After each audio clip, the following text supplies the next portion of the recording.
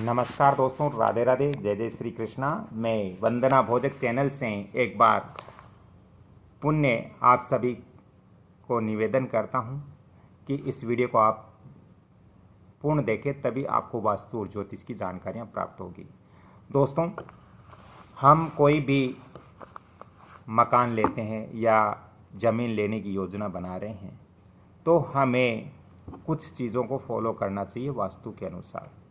दोस्तों, वास्तुशास्त्र के अनुसार हमारा जो मकान होता है, भवन होता है, उस भवन के ठीक सामने हमारे मकान का जो मुख्य द्वार है, उस मुख्य द्वार के ठीक सामने पशु बांधने का स्थान नहीं होना चाहिए। बहुत सारे गांवों के अंदर मैं देखता हूं कि मुख्य द्वार है, मुख्य द्वार के ठीक सामने ही गाय, भैंस, बकरी इत्यादि बांध देते हैं, उनके खूंटे वहाँ लगा देते हैं मुख्य द्वार के सामने। तो ऐसी व्यवस्था वास्तु अनुसार नहीं होनी चाहिए।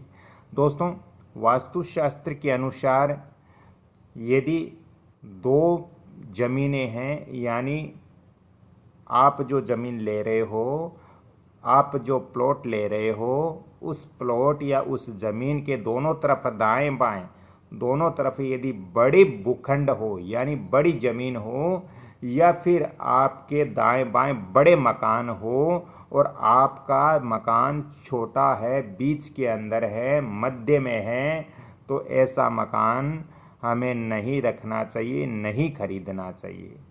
मेरे कहने का तात्पर्य है कि यदि मान लीजिए आप कोई मकान खरीदने के लिए गए और उस मकान के दाएं बाएं, यदि जो मकान आप खरीद रहे हो उस मकान से यदि दाएं बाएं दोनों तरफ बड़े मकान हैं, जिन मकानों की हाइट है या जो मकान बड़े हैं, और यदि आप जो मकान खरीद रहे हो वो छोटा है, तो ऐसा मकान हमें नहीं खरीदना चाहिए।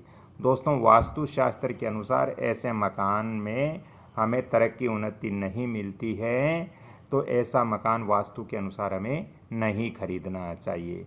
दोस्तों, मकान के ये भी हमें ध्यान रखना चाहिए कि हमारा जो मकान हम जो खरीद रहे हैं, जो हम घर खरीद रहे हैं, उस घर के पूरब और उत्तर दिशा में बड़े बड़े वृक्ष भी नहीं होने चाहिए, और उस घर के उत्तर और पूरब दिशा में किसी भी प्रकार का टावर इत्यादि भी वास्तु अनुसार नहीं होना चाहिए। अन्यथा जैसे ही मंदिर की छाया पड़ती है, वैसे ही टावर या जो पेड़ है उनकी छाया पड़ेगी। और छाया पड़ने का मतलब दोस्तों ज्योतिष के अंदर भी है कि छाया राहु ग्रह से संबंध रखती है। छाया पड़ने का मतलब घर पर राहु का प्रकोप बढ़ना है, और इससे दोस्तों अनेक प्रकार की दुर्घटनाएं या बहुत प्रकार की समस्याएं हमारे जीवन में आती हैं, क्योंकि छाया हमारे घर पर पड़ना अशुभ माना गया है। खास तौर से सुबह प्रातःकाल 9 बजे से 3 बजे के बीच की जो छाया होती है वो बहुत ही हानिकारक होती है वास्तु के अनुसार। इसलिए हमारे घर के पूरब या उत्तर दिशा में जो हम घर खरीद रहे हैं या जो हम जमीन खरीद रहे हैं, तो इसके उत्तर और पूरब दिशा में किसी प्रकार का टावर नहीं होना चाहिए और बड़े बड़े वृक्ष भी नहीं होने चाहिए। दोस्तों, इसके अतिरिक्त हमें कुछ चीज़ों का और भी ध्यान रखना चाहिए। यदि आप बहुमंजिली मकान बना रहे हो, तो बहुमंजिली मकान बना रहे हो तो इस चीज़ का भी हमें ध्यान रखना चाहिए कि बहुमंजिली मकान है तो हमारा जो द्वार होता है, उस द्वार के ठीक ऊपर ही दूसरी मंजिल का द्वार होना चाहिए। ये नहीं कि नीचे वाली जो द्वार है वो हमने थोड़ा दाएं रख दिया और ऊपर जो फर्स्ट मंजिल में द्वार है उसको थोड़ा बायां रख दिया, ऐसा नहीं होना चाहिए। दोस्तों, बहुमंजिली मकान में द्वार के ठीक एक दूसरे के ऊपर हमें द्वार बनाने चाहिए। इससे दीवार का वजन एक स्तर पर ऊपर से नीचे तक एक जैसा ही बना रहेगा।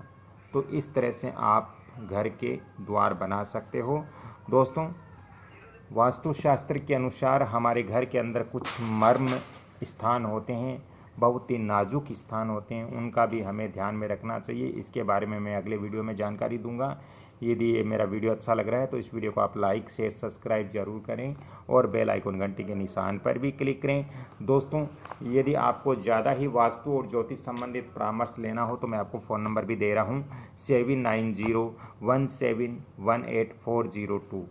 राधे राधे दोस्तों, जय माता जी। माँ जगदम्बा आप सभी पर कृपा बनाए रखें। और आप ज़मीन लेते हो या मकान बनाते हो तो कम से कम वास्तु के नियमों को फॉलो ज़रूर करें। आपका लगना कुछ नहीं है, मकान बहुत सुंदर बनना है और वास्तु अनुसार बनाते हो तो जीवन भर उसके अंदर सुखी रहोगे। राधे राधे, जय जय श्री कृष्णा। अगली कड़ी में फिर मिलता हूँ, तब तक के लिए आप सभी से मैं क्षमा चाहता हूँ।